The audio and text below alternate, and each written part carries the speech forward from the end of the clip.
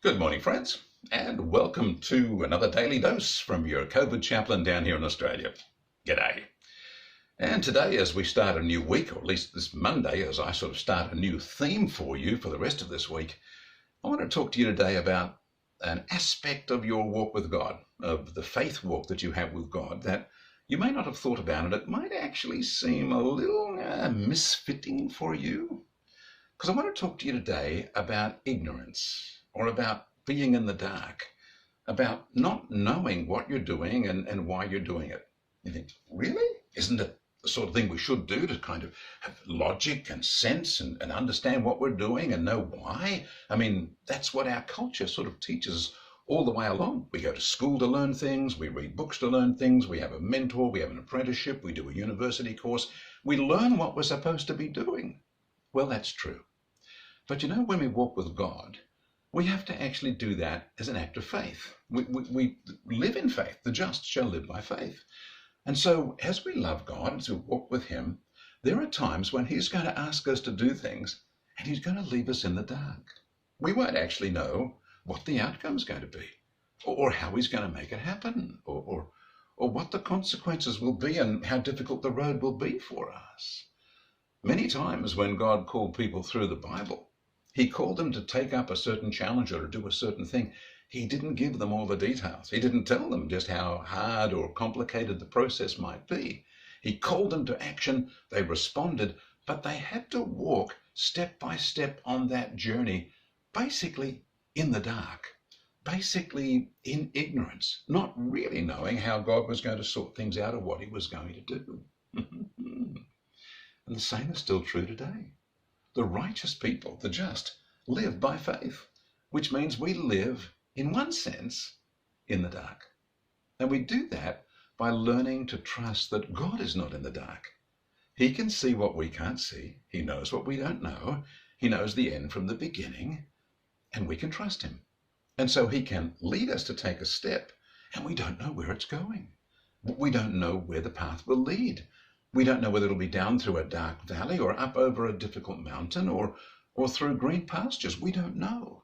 But we have to have sufficient trust in God that we will go where he wants us to go, do what he wants us to do, be what he wants us to be in the dark. Without knowing how it's going to work out. But our faith is that God has everything under control.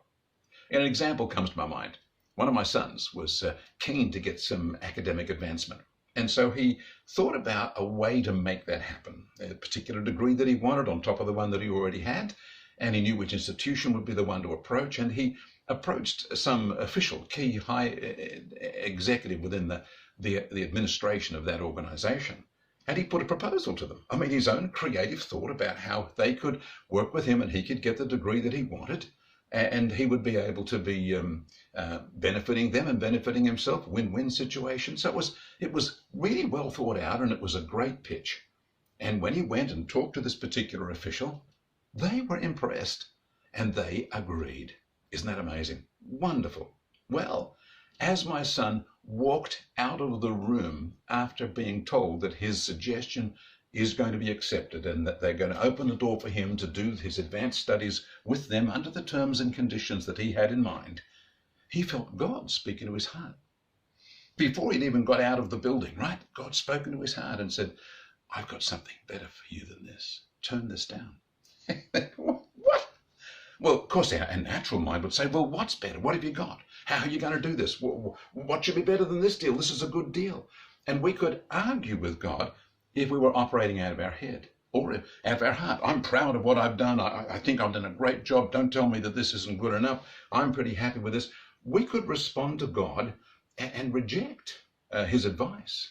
My son, in this particular instance, wisely accepted that God was really speaking to him. It was just the faintest impression, but he'd heard these sort of things from God before, and he trusted that this really was God speaking to him, and God was saying, no, don't go down this path.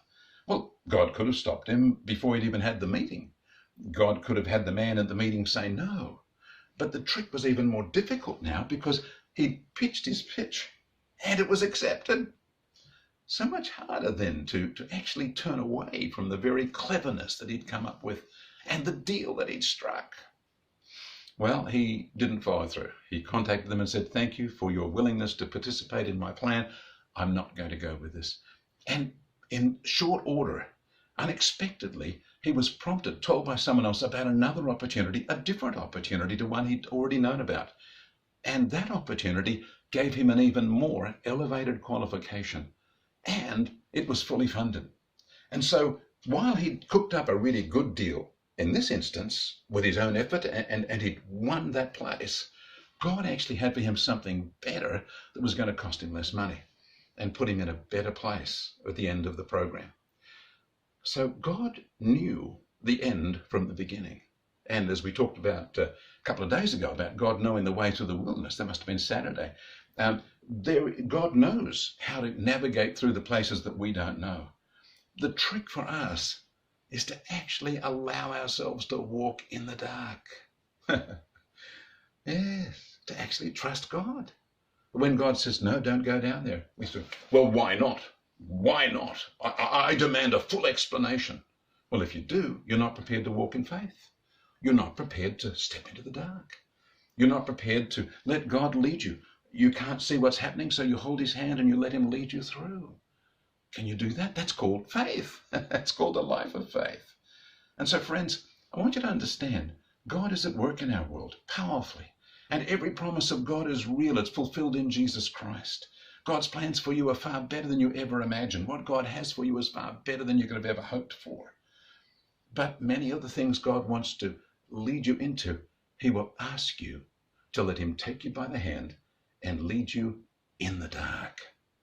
Maybe we should call this In the Dark Day today, because that leads into what I hope we'll explore right through this week. This faith challenge to be able to trust God when we can't see the outcome. In fact, we can't even guarantee what sort of outcome there might be, good, bad, or indifferent. We're actually in the dark. And that's a fantastic place to be if we're in the dark with God. So friends, let me challenge your faith today. Has God been nudging you, tapping you on the shoulder, prompting you, speaking to your heart or your ears to give you some sense that there's something he has for you? And you've been pulling back. I want this fully understood. I want explained. Or have you been somehow just changing your mind and focusing on something entirely different rather than being responsive to what God is saying? Because God is asking you to step into the dark and you're afraid to do it. You're afraid to let go of your own controls.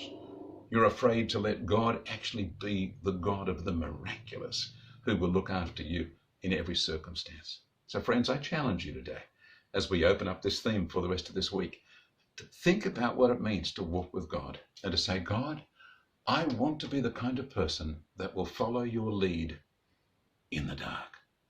Will trust you when I've got no idea where you're leading me. Will cancel all my other plans when you tell me to, because you've got a better plan. I want to trust you for better things, even though it means I'm going to have to walk for some time in the dark. Let that challenge your heart, challenge your spirit. Let God stir you with that thought through this day. And as you allow that to percolate in your heart, may God bless you.